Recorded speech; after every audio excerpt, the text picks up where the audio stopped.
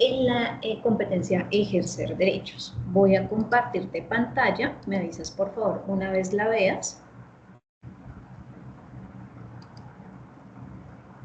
Sí, señora, ya estoy viendo. Listo, perfecto. Entonces acá estamos pues en la plataforma. El IEL es hacer como el recorderis de en dónde se encuentra ubicada la competencia y pues qué actividades son las que corresponden a la misma. Estamos en la fase número 4, que es la fase de evaluación, ya pues a puertas de terminar proceso. Estamos a partir de la guía número 8, las actividades correspondientes a la competencia ejercer derechos son las que terminan en 1501. Tenemos como tal un total de 12 actividades, un taller, un foro sobre características del contexto laboral. Estas dos pertenecen al primer resultado de aprendizaje. Para el segundo resultado de aprendizaje hay 4 actividades, un informe sobre trabajo decente, ciudadanía laboral, derechos individuales y derechos colectivos en el trabajo, un foro sobre el convenio colectivo del trabajo y la libertad sindical, un gráfico sobre negociación colectiva, una infografía sobre la huelga. Para el resultado de aprendizaje número 3 hay 4 actividades también, un mapa mental de violación de derechos del trabajo, un foro con un estudio de caso, un cuadro comparativo sobre los derechos de petición y acción de tutela y un texto argumentativo.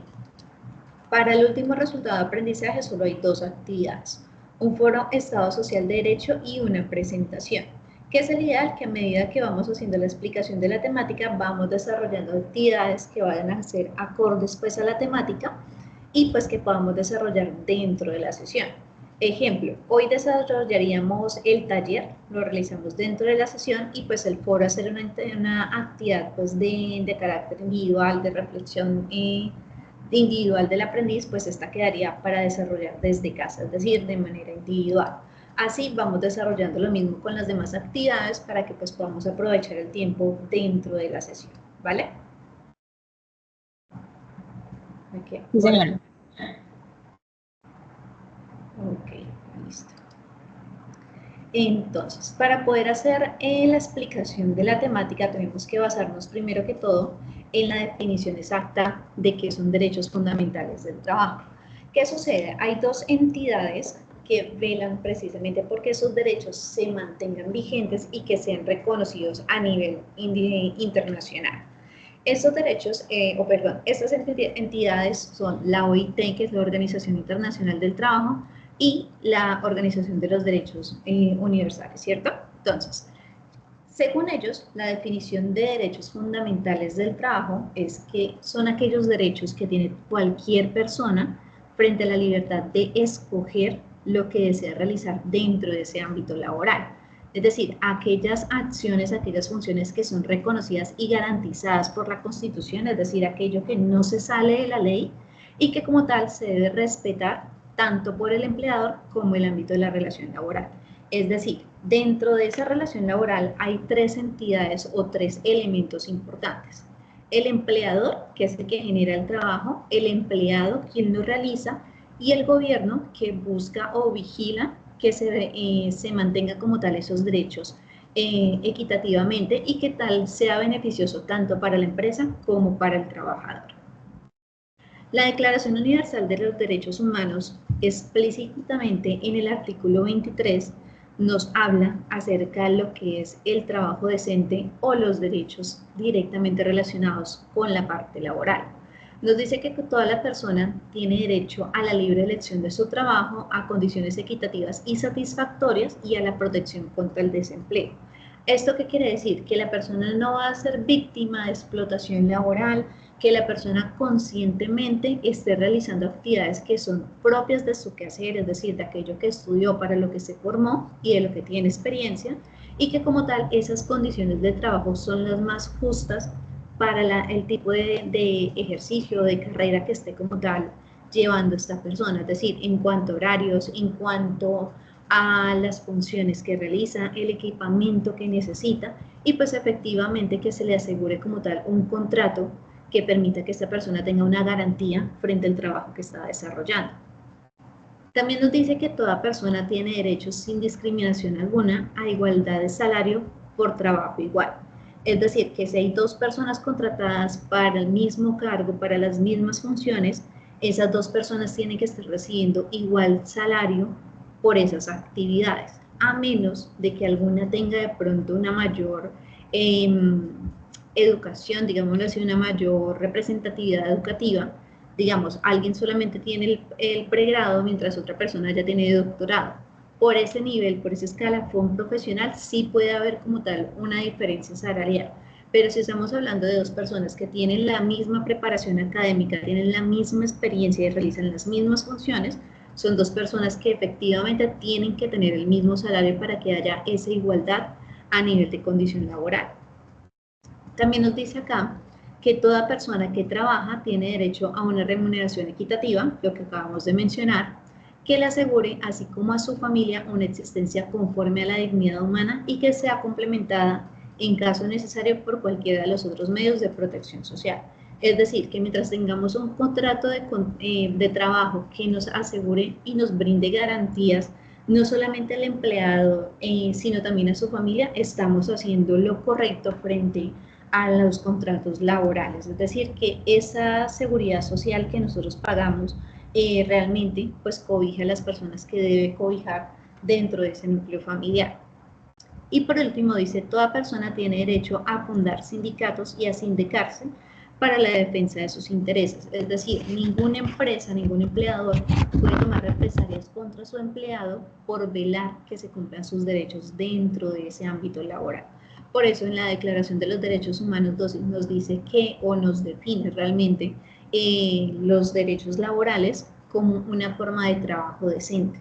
Es decir, que hay garantías, que hay dignidad en el trabajo que está desarrollando la persona, en el cual se puede expresar libremente, puede dialogar, puede dar sus opiniones frente a lo que sucede en su contexto laboral, sin tener ese temor de que por dar su opinión vayan a haber represalias en contra de él.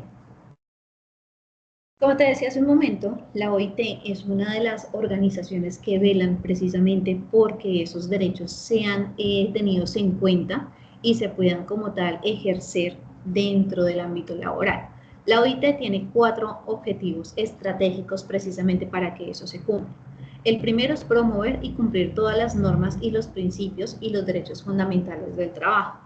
El segundo, generar mayores oportunidades para que tanto mujeres y hombres puedan tener empleos e ingresos dignos. Es decir, que cada vez se cataloguen de una manera diferente ciertas actividades que anteriormente no tenían como ese estatus para que entren dentro de un contrato de trabajo, pues ellos buscan velar para que esto se pueda hacer así.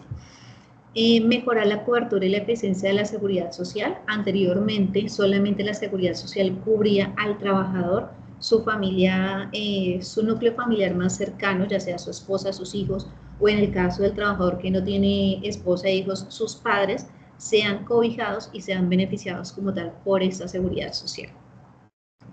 Fortalecer el diálogo entre los empleadores, trabajadores y gobierno. Este último punto era lo que te mencionaba ahorita, de esos 3 entes o esos 3 participantes que hay dentro de todo ese contexto laboral.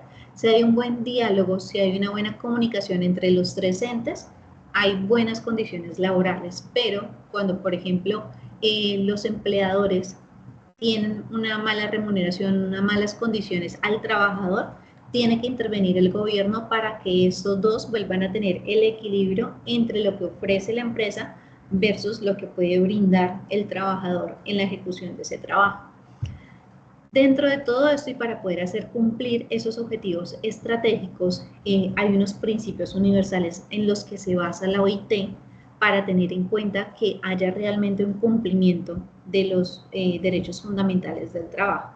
El primero nos dice que hay una libertad de asociación y el reconocimiento efectivo de la negociación colectiva, es decir, lo que se hablaba en este último punto, que cualquier persona que se encuentre en ese contexto laboral tiene derecho a crear sindicatos o a ser parte de los sindicatos sin tener temor por represalias por parte de la empresa. Eliminación eliminación de todas las formas de trabajo forzoso o obligatorio. Hay situaciones que conllevan como tal hoy en día a la ejecución de un trabajo forzoso y obligatorio y ellos buscan precisamente eliminar ese tipo de situaciones. La abolición efectiva del trabajo infantil. Hay empresas que por determinadas situaciones necesitan o requieren como tal o mejor no es que requieran, sino se ven como tal en la obligación social de contratar personal infantil. Entonces, bajo este punto, bajo este principio, ellos establecen una serie de parámetros en los cuales la empresa sí puede contratar personal infantil, teniendo en cuenta una serie de criterios para que pues no sea como tal un trabajo ilegal. Y como tal, la eliminación de la discriminación en materia de empleo y ocupación, es decir, que no haya rasgos discriminatorios, dado que en la parte laboral se observa muchísima discriminación por un montón de cosas y que eso hace que pues se les cierren oportunidades tanto a hombres como a mujeres. De acuerdo a este último punto, que es la parte de discriminación, dentro del mundo laboral o el contexto laboral existe discriminación por muchos factores. Entre ellos, los principales son los que se encuentran acá, por ejemplo, el grupo étnico al que pertenece la persona, ya sea por su pensamiento o por su idioma, hay mucha discriminación, entonces genera como tal barreras para poder acceder a un empleo digno y seguro. El color de la piel, lastimosamente, aunque hay mucha modernización, esto sigue siendo un factor de discriminación en el ámbito laboral. El sexo de la persona, esto hace referencia sobre todo a la identidad de género de algunas personas. Hay cierto rechazo, cierta discriminación y pues hace que se generen también estas barreras. Las creencias religiosas, el origen nacional, algo que tenemos de pronto un ejemplo muy claro, por ejemplo, en Colombia sucede mucho con las personas de origen venezolano. Dado que pues hay situaciones, no son todos los venezolanos, han generado de pronto conductas inapropiadas, indebidas, entonces se genera un sesgo en la población y se genera ese tipo de discriminación. Discriminamos por ese origen nacional cuando sabemos que realmente son unas cuantas personas las que tienen unas conductas negativas y no el total de la población. La opinión política, el origen social, el lugar de residencia son factores que influyen muchísimo a la hora de la contratación de una persona. Ya no solamente el cómo se vista, el cómo se vea a la persona, esa primera impresión genera como tal discriminación, sino también esos motivos que te acabo de mencionar. En la parte que decía la abolición del trabajo forzoso y el trabajo infantil, la OIT tiene como tal una serie de convenios. Estos convenios son una serie de documentos que tienen establecidos no solamente los conceptos, sino también las características y como ese protocolo, el paso a paso a seguir frente a este tipo de situaciones, de qué hacer una empresa, una persona, frente a una situación ya sea de trabajo forzoso o de trabajo infantil. Para el trabajo forzoso como forma de esclavitud se encuentra el convenio número 29, mientras para el trabajo infantil está el 138. Una forma de definición que ellos tienen para el trabajo forzoso como forma de esclavitud nos dice que se designa todo trabajo o servicio exigido a un individuo bajo la amenaza de una pena cualquiera y para el cual dicho individuo o dicha persona no se ofrece voluntariamente. Es decir, está desarrollando una actividad que la persona no escogió, que se vio obligada a ejecutar, dado que hay una amenaza que puede ser para esa misma persona o para una persona cercana a él. De acuerdo a ese concepto, ¿qué ejemplo se te vendría a la mente de una forma de trabajo forzoso como forma de esclavitud? ¿Cuál sería?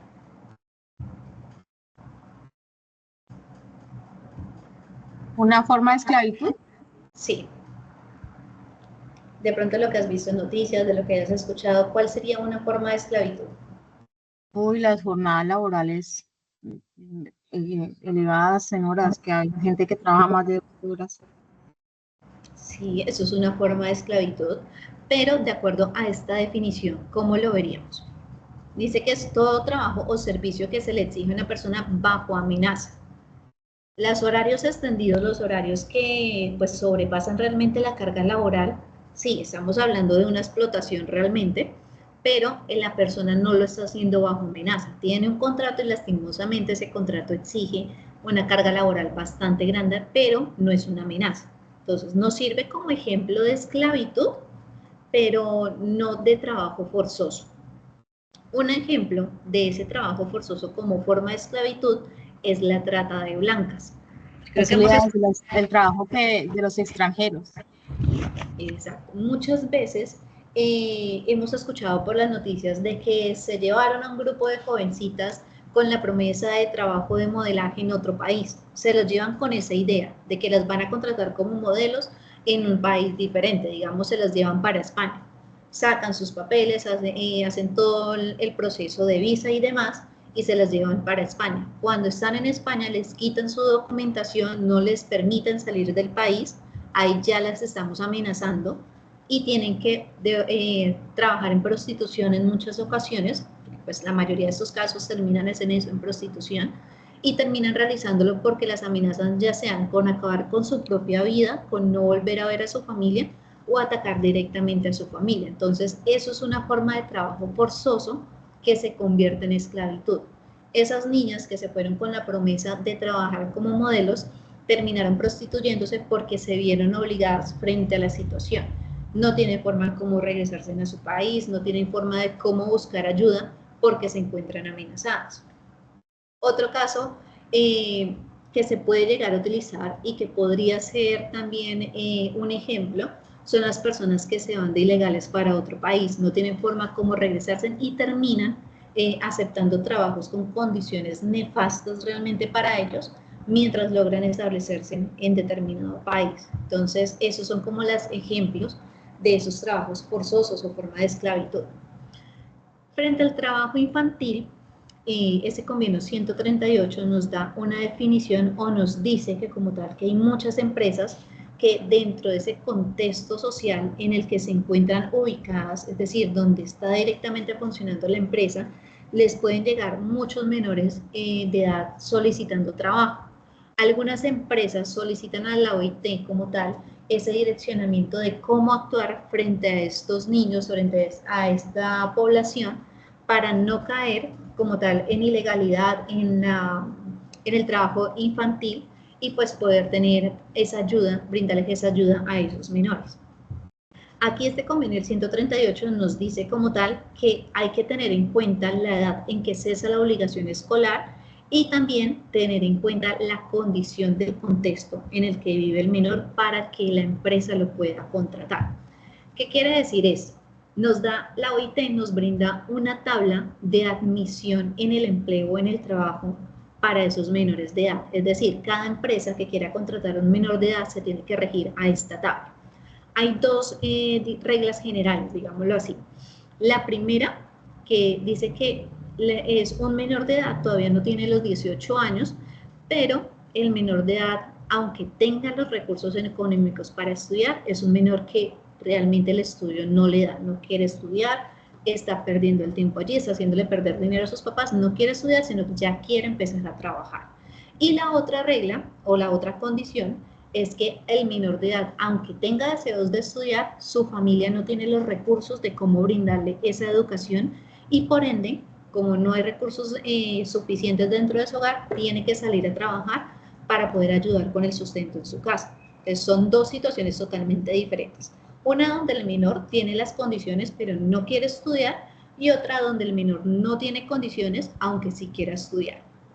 Entonces, para los que tienen las condiciones pero no quieren estudiar, la edad mínima para entrar a trabajar son 15 años. Esto siempre y cuando se tenga el aval de los padres de los menores de edad. Para aquellos niños que no tienen las condiciones económicas, aunque quieran estudiar, la edad mínima para entrar a trabajar son 14 años. Para trabajos ligeros, es decir, que no requieran mayor riesgo para el menor, en la primera regla, un mínimo de 13 años, y en la segunda regla un mínimo de 12 años. Para trabajos peligrosos, es decir, que ya requieren una mayor atención, una mayor vigilancia, el ideal es que sea a partir de los 18 años, pero de acuerdo a las condiciones de cada uno de los casos, la edad mínima en la que ese menor puede entrar a trabajar es a partir de los 16 años. Teniendo en cuenta esta tabla, la empresa que contrata al menor de edad se va a librar, digámoslo de alguna manera, de esas sanciones que por ley se imponen a las empresas que contratan personal menor de edad. Teniendo en cuenta estas características y teniendo el aval del padre de familia del menor, la empresa se puede librar de ese tipo de sanciones. Entonces, ese es como el cuadro que se debe tener en cuenta en caso de que se llegue a presentar esa situación. De acuerdo a la explicación que te he dado hasta el momento, se tienen que realizar dos evidencias. Es el taller y es el foro sobre el contexto. Entonces vamos a mirar de acuerdo a la guía que nos está solicitando directamente del taller. Entonces vamos a abrir acá la guía.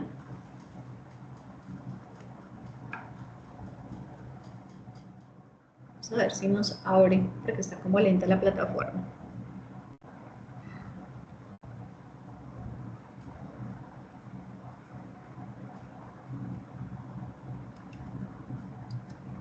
Así te abrió.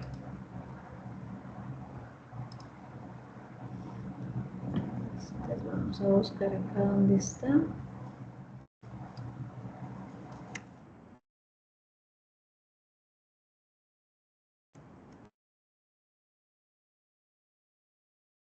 Entonces, las actividades de la competencia en la guía aparecen a partir de la página número 15. Entonces, la guía nos dice que vamos a desarrollar un taller teniendo en cuenta las experiencias propias de familiares y de la comunidad, es decir, del contexto en el que vivimos, y vamos a desarrollar las siguientes preguntas. Esas preguntas que son de cómo es la actividad económica más importante del municipio o la región en la que nosotros vivimos, en la que nos encontramos, es decir, qué es lo que genera o qué es lo que mueve la economía dentro de la región en la que vivimos.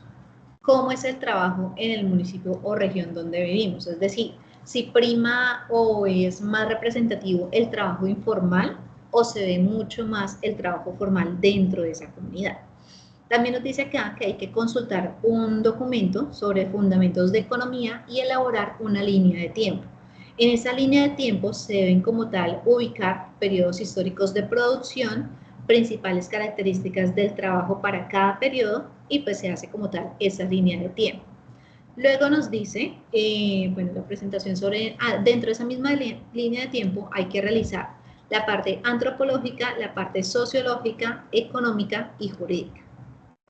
Hay que leer también el documento Cambios en el mundo del trabajo para poder desarrollar el documento y hacer un mapa conceptual. El mapa conceptual debe llevar los conceptos de trabajo, precarización, terciarización, deslaboralización y la relación que tienen esos conceptos con la dignidad humana. Como es un taller, tiene que llevar toda la estructura de un taller, es decir, llevar título, introducción, solución de las preguntas, mapa conceptual, línea de tiempo y conclusiones y bibliografía. Bibliografía, ¿por qué? Porque hay unos documentos que se deben consultar y pues esa es la bibliografía que se debe anexar. Dice acá que se entrega el documento con el taller, extensión mínima de 3 páginas, de ahí se pueden extender todo lo que deseen y que se entrega el documento en formato PDF. Porque siempre se solicita que se entregue en formato PDF para que en el momento que nosotros lo vayamos a descargar para calificar, pues no se vaya a alterar el documento y pues podamos calificar efectivamente sobre lo que el aprendiz envió, más no en la alteración que resulte en el momento que nosotros bajemos el documento. Esa actividad ustedes la van a cargar en el primer resultado de aprendizaje en el enlace del taller. Porque esto se quedó pensando.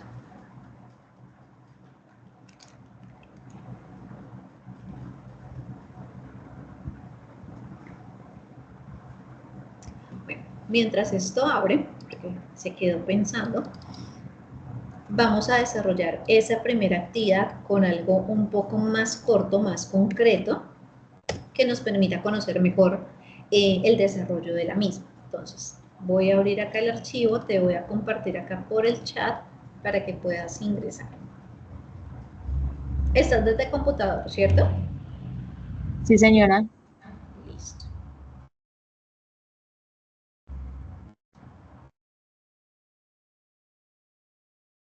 Ahí ya te envié el enlace para que por favor ingreses y ya te digo qué vamos a hacer.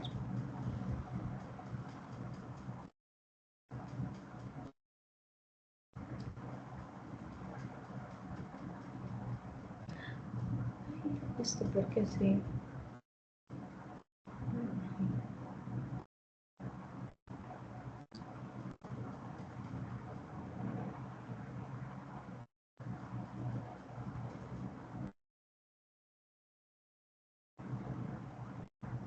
Porque no me borró.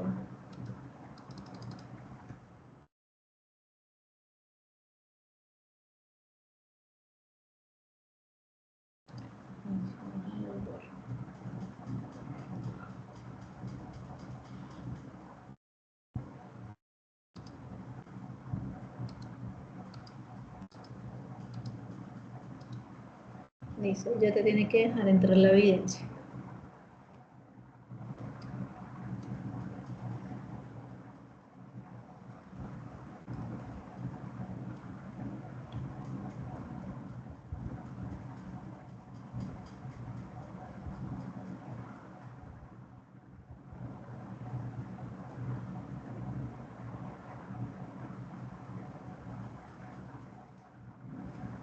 Listo, ya entras. Entonces, ¿qué vamos a hacer? Aquí están, digamos que las actividades más representativas de la evidencia de una forma más resumida, más didáctica, ¿cierto? Entonces, pregunta, ¿tú en qué región vives? ¿En qué lugar? Yo vivo en el departamento del Meta, en un municipio que se llama San Carlos de Guaró. Ok, estás en la región del Meta, es decir, va en el Meta, región Orinoquía, si no estoy mal. Sí, señora. Ok, listo. Entonces nos vamos a ir a la página 5 del archivo que te acaba, del Canva que acabamos de abrir. ¿Listo? Ok.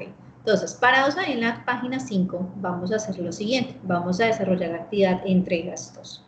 Me vas a consultar por internet cuáles son las actividades económicas más representativas de la región Orinoquía. ¿Por qué? Porque hacen parte de esa región, la Orinoquía o los demás departamentos también hacen parte de esa región donde tú vives. Entonces, ¿cuáles son las actividades económicas más importantes y cómo es el trabajo en la región? Es decir, si prima de manera formal o de manera informal. Aquí yo ya tengo lo que son las definiciones de trabajo, precarización, terciarización, deslaboralización y la relación que tiene con dignidad humana. Una vez hagas la consulta de las dos preguntas que te acabo de decir, hacemos la socialización y cómo se relacionan cada uno de los conceptos con la información que tú brindas. ¿Clara la actividad? Sí, señora. Listo, perfecto. Entonces empieza a investigar y me avisas pues cuando ya tengas las respuestas para que lo podamos socializar. ¿Listo?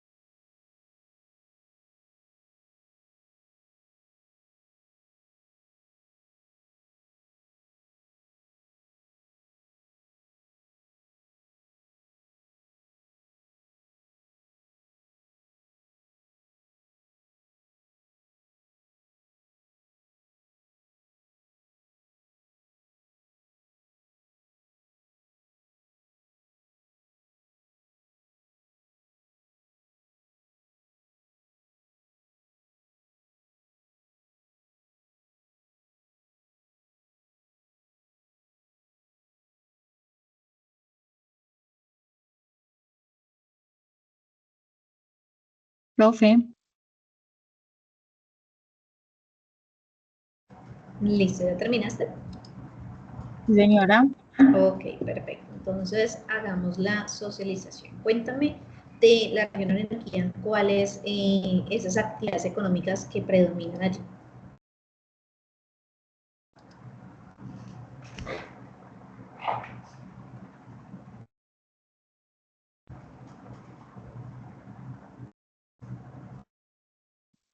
¿Me escuchas, Liz? Sí, profe, es que Ok. me toca salirme de una para meterme a otra, estoy como medio. Si Eh, quieres, míralo directamente desde el Teams, que acá yo ya lo tengo ampliado para que lo puedas leer, ok, sí, señora, para ya. que no tengas que estar entrando y saliendo, sino que lo puedas ver desde ahí. Bueno, en mi municipio lo que predomina es la ganadería. El 63% de su territorio se concentra es en cabezas de ganado, o sea, esa es como la fuente principal económica de acá, la ¿Sí? carne y la leche.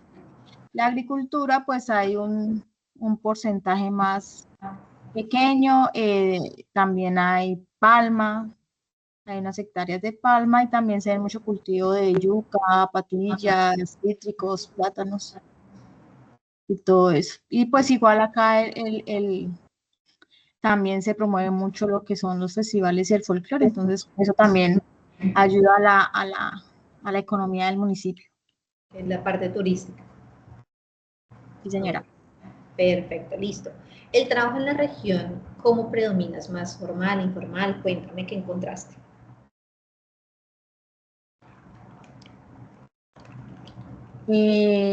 Es mayormente en el sector primario y rural.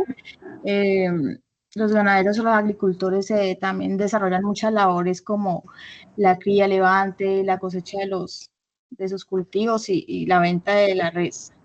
Existen también mucho empleo formal, eh, y pues la infraestructura turística también da mucho empleo y también da mucho empleo informal porque pues hay mucha gente que saca sus emprendimientos para esas actividades.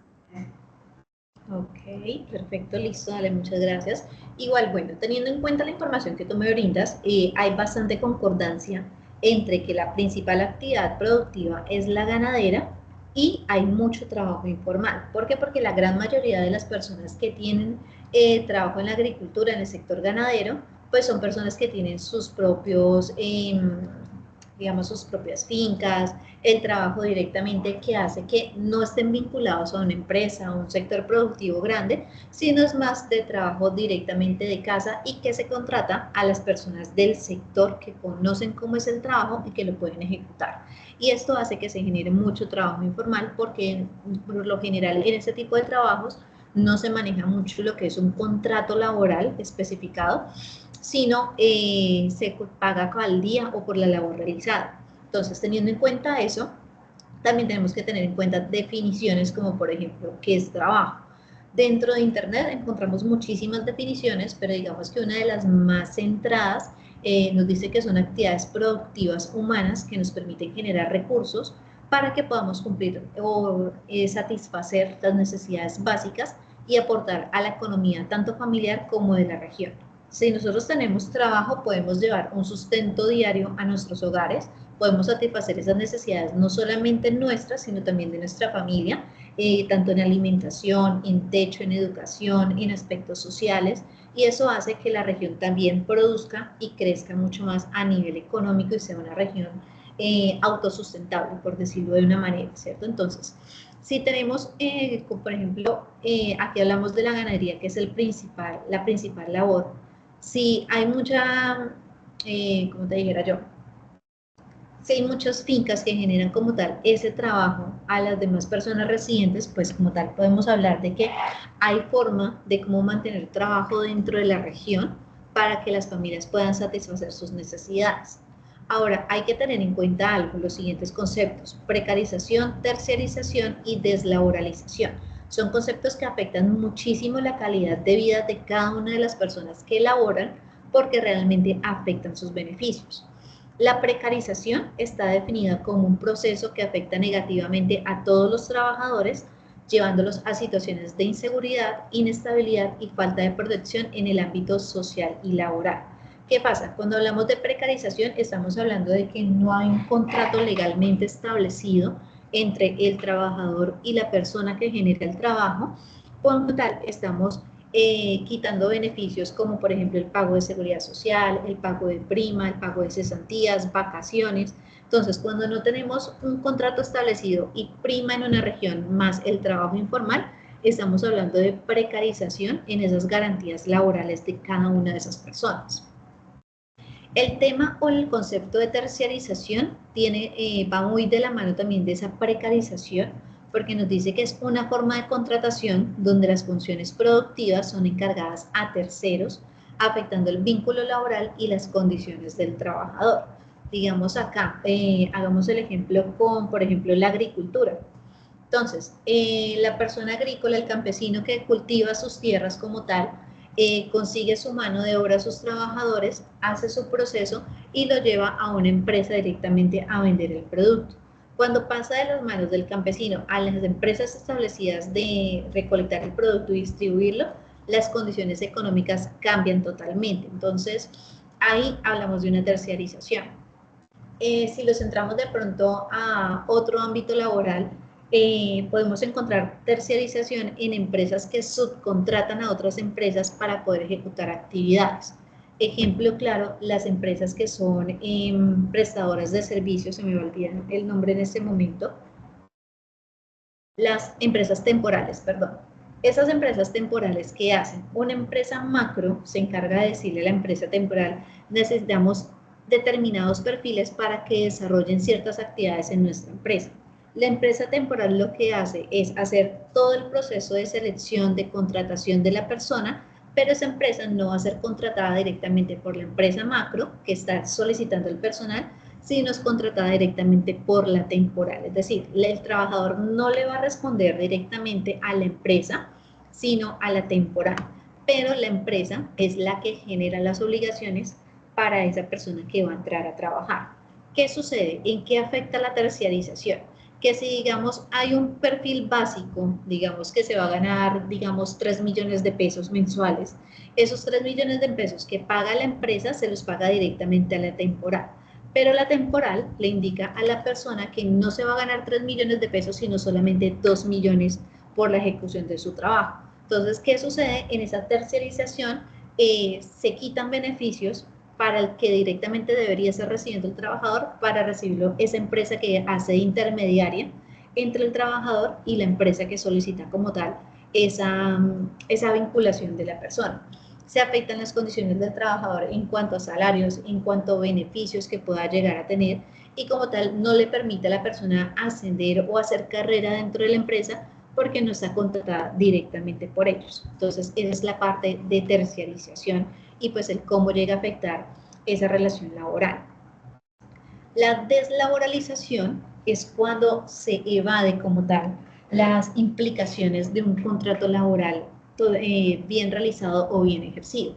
Hay algunas empresas, no solamente las temporales, sino aquellas empresas que trabajan, digamos, por horas o que no se cumple un horario completo de trabajo, entre comillas, porque pues lastimosamente en algunos casos no es así, y le pagan a la persona un determinado sueldo. En algunas ocasiones se han podido evidenciar, por ejemplo, los casos de enfermería domiciliaria.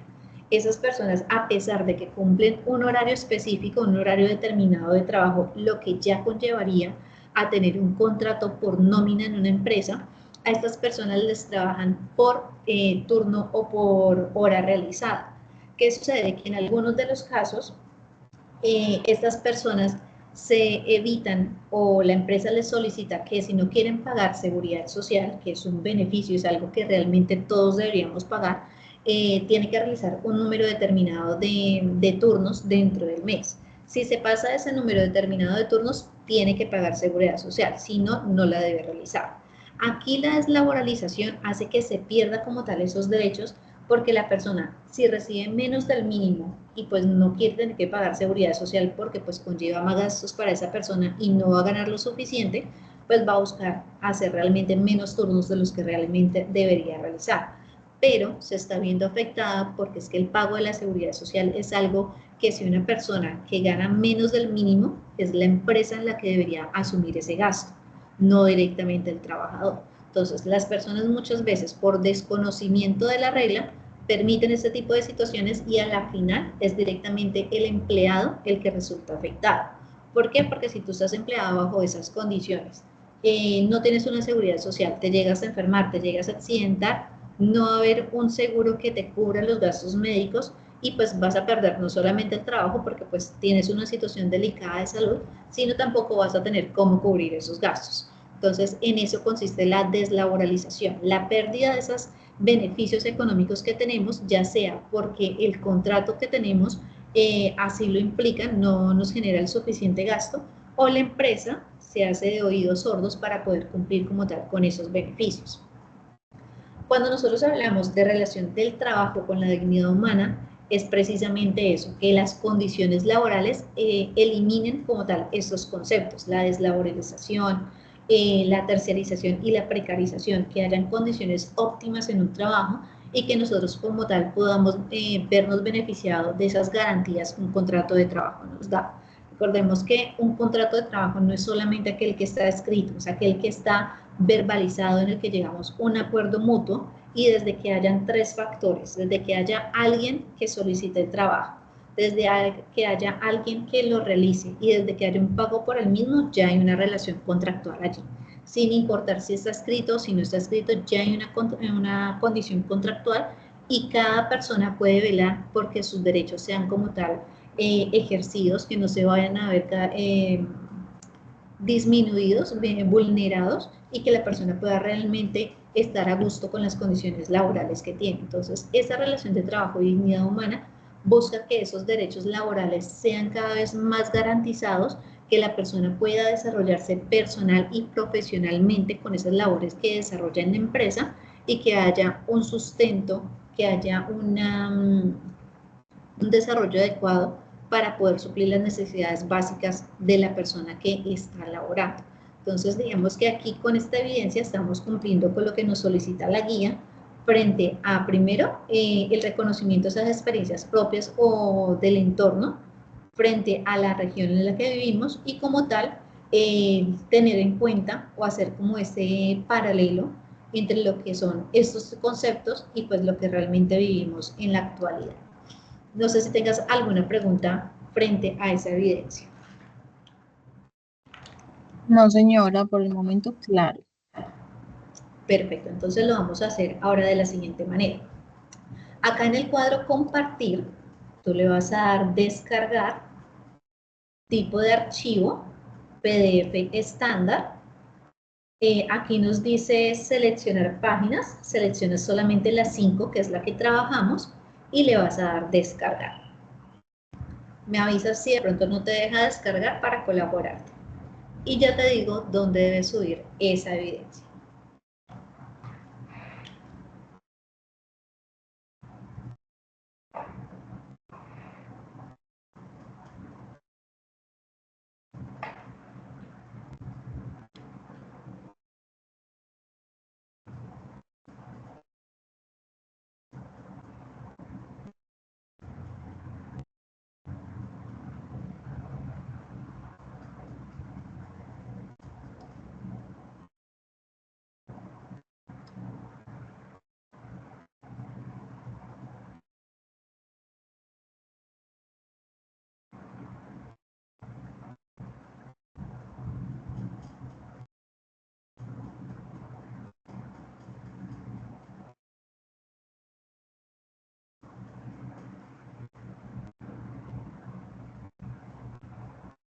Listo, profe, sí me dijo.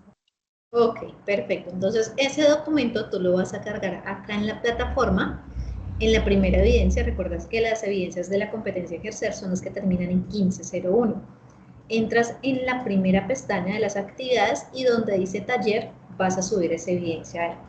Con ese documento que acabamos de desarrollar, ya estamos cumpliendo con la evidencia del taller. Es decir, ya no tienes que hacer todo lo que solicita el taller, sino con esa actividad que desarrollamos hoy, ya estás cumpliendo con esa evidencia.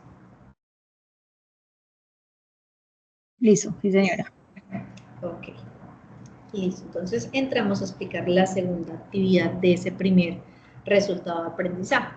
Para la segunda actividad, eso sí ya es de manera individual, va muy de la mano de la anterior porque nos dice como tal que de acuerdo a las preguntas de la actividad anterior, es decir, de cuál es la actividad económica más importante de la región, debemos seleccionar un trabajo, ya sea del que conozcamos de pronto, puede ser propio, de un familiar, de un amigo, de un conocido, y ahí tratar de evidenciar las condiciones de precarización, terciarización o deslaboralización. Si en esa situación se está presentando cualquiera de esos tres, describir cuál es la que se presenta. ¿Listo?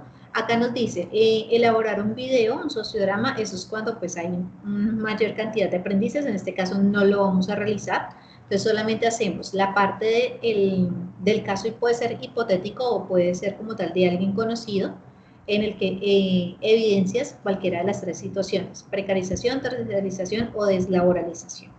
Y vas a hacer la respuesta de estas preguntas. Entonces, ¿por qué el trabajo es un derecho fundamental? ¿Cómo es posible un mundo laboral mejor? ¿Qué principios promueve la OIT en el mundo del trabajo? ¿Qué relación tiene el trabajo con la satisfacción de necesidades?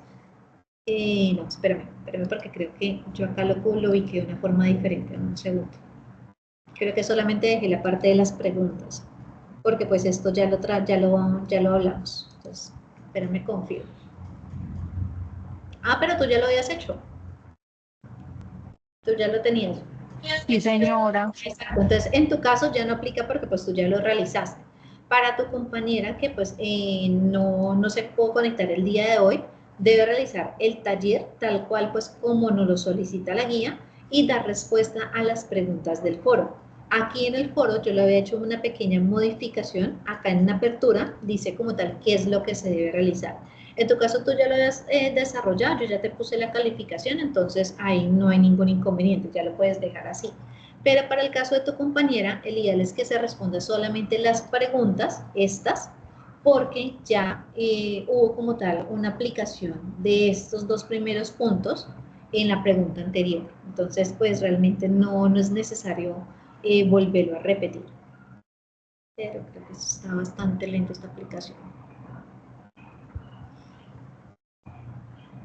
El ideal que es que pues el día de hoy solamente trajimos esas dos evidencias, tú ya las cumpliste, es decir, ya tienes el primer resultado de aprendizaje aprobado, digámoslo así, porque pues ya las subiste, ya están calificadas.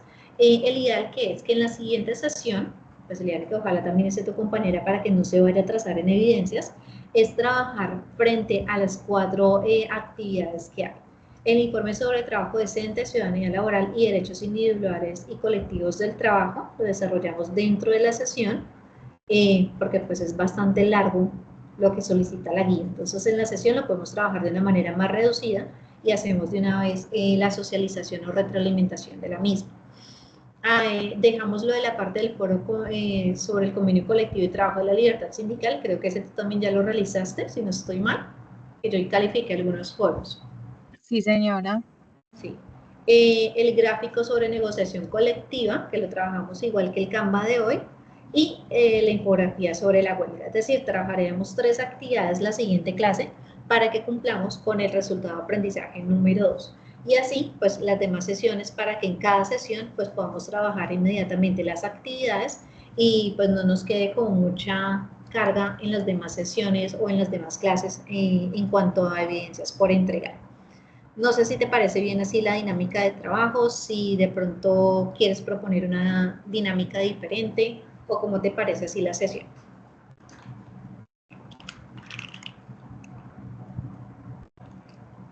Profe, como ya estamos próximos a terminar, yo me he adelantado y ya he hecho como varias de las actividades. Ok, perfecto. Entonces, la verdad no las había revisado porque pues hasta ahorita pues íbamos a empezar la sesión, pero entonces yo mañana las reviso y como tal te califico lo que ya tienes realizado. ¿Listo? Bueno, señora. Listo. Vale, igual la sesión, volvemos a tener sesión dentro de 8 días.